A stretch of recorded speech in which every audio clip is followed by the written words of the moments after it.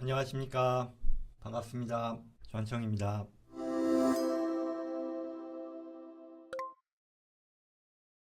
세 번째 질문입니다. 세 번째 질문. Asset Protection Trust라는 얘기네요. 안녕하세요. 제가 여러 가지 사업을 하다 보니 사건 사고들이 하도 많아서 언제라도 소송을 당하지 않을까 걱정되고, 또한 그동안 벌어놓은 재산이 있는데 이걸 보호하는 데 대해서 관심이 많다.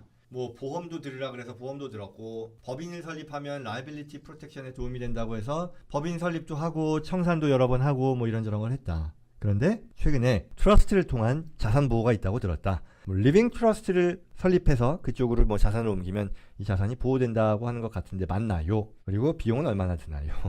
네, 고맙습니다. 인데요. 짧은 답은요, 그렇지 않습니다. 노입니다. 리빙 트러스트는요, 리빙 트러스트는 전혀 자산 보호의 기능을 제공하지 않습니다. 이유는 제가 좀 더 말씀을 드릴게요.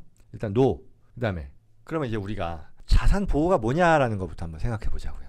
이분이 아까 뭐 자산 보호 해준다고 해서 법인도 설립하고 뭐 했다고 했잖아요. 그러면 내 자산을 보호한다는 거는요, 내가 이런저런 경제활동, 사회활동을 하는데 거기서 발생할 수 있는 리스크가 있단 말이죠. 그와 같은 리스크로부터 내 재산을 보호하겠다라는 얘기잖아요. 이게 예를 들어 내가 비즈니스를 하다 보면 여러 이해 당사자들이 있지 않습니까? 그들이 나한테 있어서 문제 제기를 언제라도 할 수 있는데 그걸 문제 제기를 못하게 할 수는 없고, 그러면 내가 가지고 있는 자산이 그와 같은 위험에 노출이 되는 거니까 이걸 보호하고 싶다는 얘기잖아요. 그래서 법인 설립이라는 걸 첫째 사람들이 많이 얘기를 한단 말이에요. 그런데 이 법인 설립에 있어서의 오해가 좀 있어요. 오해라고 얘기하는 게 맞을 텐데, 왜 그러냐면 이게 법인을 설립함으로써 내 재산이 보호된다라고 생각하시는 것 같은데, 사실은 뭐 그렇게 갈 수도 있지만 법인 설립의 주된 objective가, 목적이 내 개인 재산의 보호는 사실 아니거든요. 내 개인 재산의 직접적인 보호는 아니에요. 무슨 얘기냐면요, 법인을 통해서 내가 비즈니스를 하면 그 법인을 통해서 벌어지는, 그 법인 내에서, 법인 활동에서 벌어지는 사업 활동이 있겠죠. 이로부터 비롯되는 리스크는 그 리스크를 법인 내에서 프로텍트 한다는 얘기죠. 무슨 얘기냐? 내가 예컨대 A라고 하는 코퍼레이션을 세웠어요. 그리고 거기에 내가 출자금을 10,000불을 넣었어요. 그리고 이런저런 비즈니스를 그 법인 명의로 한단 말이에요. 그리고 법인이 그 법인격이라고 하죠.을 제대로 지켰다라고 가정하면 이제는 나와 내 개인과 이 법인은 separate legal entity란 말이죠. 법인은 나로부터 떨어진, 나와는 별개의 어떤 경제활동의 주체라는 거예요. 그래서 법인에서의 비즈니스, 여러 가지 활동을 통해서 그 가운데 빚어지는 리걸 리스크는 법인에서만 부담을 하게 된다라는 얘기죠. 그러면 나는 어디까지 부담하느냐? 내 투자금, 아까 10,000불이라고 그랬잖아요. 내 10,000불 투자금까지에 대해서만 리미티드 라이빌리티를 지는 거예요. 그러니 어떻게 보면 법인 설립이라는 것은 물론 간접적으로 그 법인에서의 리스크가 내 다른 기타 자산에 영향을 안 미친다라는 건 맞지만, 혹여 가끔 이런 경우가 있거든요. 법인 설립을 통해서 내 개인 자산이 직접적으로 프로텍트 된다. 이거는 아니라는 거죠. 법인에서의 리스크를 법인에서 한다. 뭐 글쎄 뭐 비슷한 말인가요? 무슨 얘기인지 이해되시리라 생각합니다만. 그리고 이런 것도 있죠. 법인의 자산 자체가 너무 많아요. 그래서 이게 그 활동에서 리스크가 법인 내에서 스탑한다 해도 그 법인 자산이 많아서 이걸 어떡하지라고 하면, 물론 보험 같은 거 가입해요. 그리고 다른 것도 사실 있는데 그거는 제가 오늘은 말씀 안 드리고 다음에 그 에셋 프로텍션에 대한 거를 여러 가지 영상을 통해서 준비를 할 건데, 그 중에 뭐 법인 자금 같은 거를 다 현금화해서 다른 법인으로 옮기고, 그리고 뭐 deed of trust라 그래서 이 UCC나 또는 부동산, 유형 자산에 대해서 등기를 설정함으로써 자산이 법인 내에 없도록 만드는 그런 방식, 그런 테크닉들도 있거든요. 그건 다음에 제가 말씀드릴게요. 자, 그래서 법인 설립은 절반 또는 그 이하의 솔루션이라는 거예요. 그러면 이제 이분이 드디어 어디서 들으셨다라는 그 트러스트와 관련된 거예요. 그러면 트러스트는 뭐냐? 설립자, 그랜토와 트러스티, 그 트러스트를 운영하는 운영자, 그리고 최종적으로 그 트러스트의 혜택, 자산과 소득, 이런 것들을 다 가져가게 되는 베네피셔리가 있단 말이에요. 그래서 이게 트러스트, 어떤 트러스트건 간에 이와 같은 3명의 컴포넌트가 있어요. 그랬을 때 우선 리빙 트러스트는요, 뭐냐면 설립자하고 그리고 운영자 트러스티하고의 베네피셔리가요, 적어도 라이프타임 동안에, 이분이 돌아가시고 나서야 뭐 다른 베네피셔리가 있지만 이분이 살아있는 동안에는 동일해요. 한 명이라는 거죠. 그러면 결국은 한 몸이에요. 한 몸. 그러니 내 재산을 이 리빙 트러스트로 옮겼다라는 것은요, 그 옮겨진 자산이 다른 어떤 외부의 위협으로부터 보호가 될 수가 없는 거죠. 내가 내 맘대로 아무렇게나 할 수 있는, 뭐 아무렇게나가 맞는 말인데, 그런 자산인데, 그런 트러스트인데, 이걸 가지고 크레디터, 나의 채권자, 잠재적인 채권자가 뭐라고 할 수 없게 한다? 불가능한 거죠. 리빙 트러스트는 항상 제가 말씀드린 것처럼 유일의 가치가 프로베이스를 피할 수 있게 해주는 거다. 오늘은 뭐 리빙 트러스트 자리가 아니니까 그 정도만 하고 넘어가고요. 그래서 리빙 트러스트는 아니고요. 에셋 프로텍션으로서는 아니라는 거예요. 그럼 뭐가 있냐면 실제로 도메스틱 에셋 프로텍션 트러스트라고 하는 게 있어요. 그건 뭐냐면 리빙 트러스트와는 달리 이 트러스트는요, 내게 아니에요. 내게 아니에요. 뭐 여기서도 나를 베네피셔리로 하는 뭐 셀프 세틀드다, 무슨 뭐 이런저런 것들이 third party trust 이런 게 있는데 그거는 그냥 너무 복잡해지니까 얘기 안 할게요. 물론 예전에 다른 그 에셋 프로텍션 트러스트 제 영상에는 그게 설명이 돼 있으니까 그거 보시면 됩니다만, 아무튼 이 트러스트는 내게 아니어야 돼요. 그렇겠죠. 내가 내 재산이 아니어야 남들이 나한테 추심을 들어올 때 손을 못 댈 거 아니에요. 내 거라고 하면 남들이 나한테 싸움을 걸어요. 그리고 그들이 만약에 이겼다고 쳐요. 그러면 내 재산에 대해서 추심을 할 텐데 내 거면은 그걸 어떻게 피하겠냐는 거죠. 이 에셋 프로텍션 트러스트의 컨셉은 여기 트러스트를 세워서 내가 옮겼는데 이 트러스트로 옮겨진 건 더 이상 내 게 아니야. 나 이거 내 거 아니에요. 더 이상 야 너네 크레디터들 설사 너네가 나한테 권한이 있다 해도 이거는 건드릴 수가 없어. 왜? 이건 이미 내 손을 떠났거든. 내 게 아니거든. 무슨 컨셉인지 이해되시죠? 그렇기 때문에 중요한 건 이 트러스티도요, 나와는 정말 내 가족도 안 돼요. 그냥 독립적인 그런 사람이어야 돼요. 그리고요, 정말 중요한 것 중에 베네피셔리의 권한이 아주 크게 제약이 있어야만 해요. 베네피셔리와 물론 뭐 그랜토까지 포함해서 이걸 보통 뭐라 그러냐면 스펜트리프트 클로즈라고 하는데요.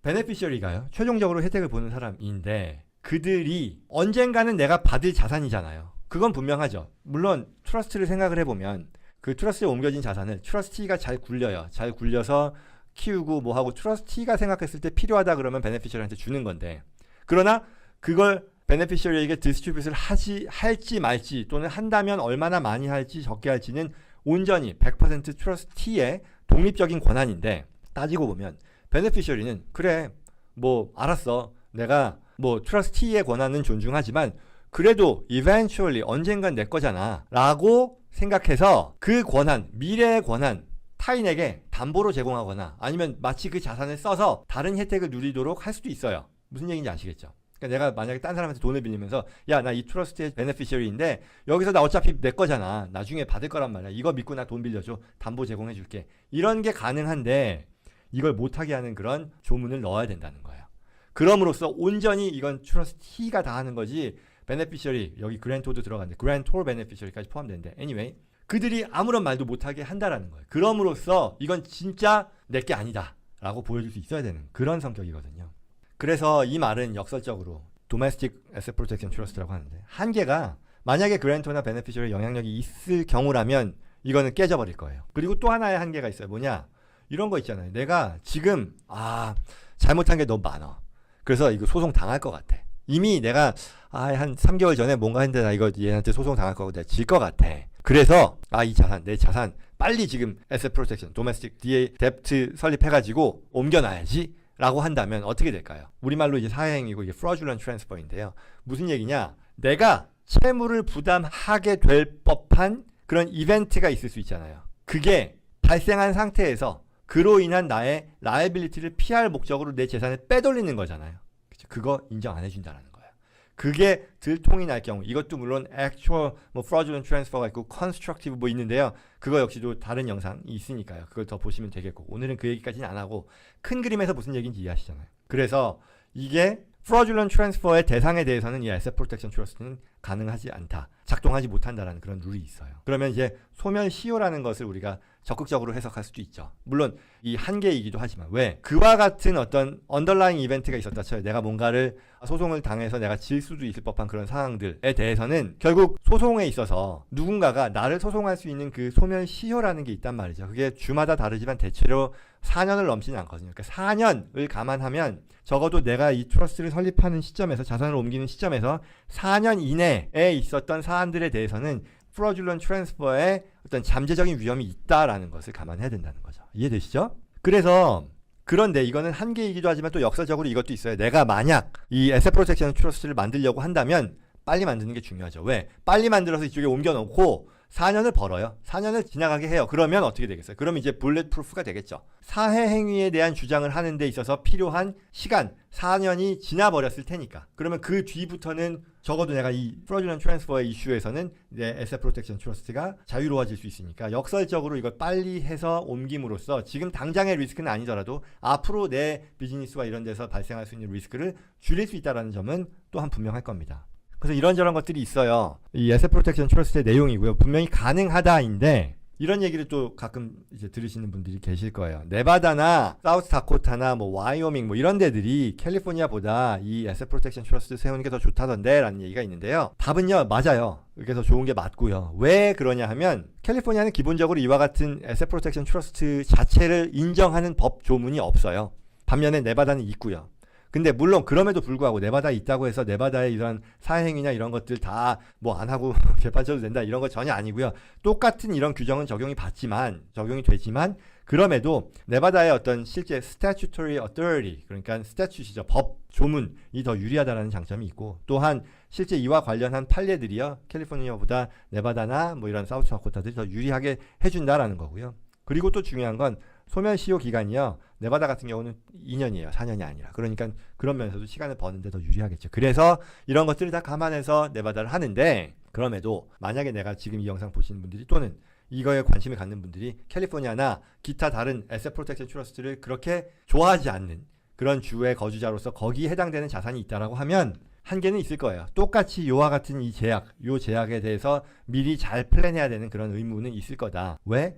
결국은 jurisdiction이잖아요. 실제 그 자산이 캘리포니아에 위치하다라고 치면 예를 들어 그럼 캘리포니아 법원에서 그런 부분들에 대해서 캘리포니아의 기준으로 판단을 할 테니까 그런 한계 내지는가 있다라고 보시면 되겠죠. 그래서 기타 다른 자산 보호 방안이 있는데요. 이거는 제가 앞서 말씀드린 것처럼 뭐 UCC 파일을 내 자산에 대해서 별도 비즈니스로 하는 것도 있고요. 뭐 여러 가지 또한 너미니를 써서 내 재산이 드러나지 않게 하는 거 그건 사실 예전 영상에도 있었는데 그런 것들도 제가 다음 기회에 좀 더 자세히 말씀드리고 오늘은 이 에셋 프로텍션 트러스트에 대한 내용으로 말씀드렸습니다.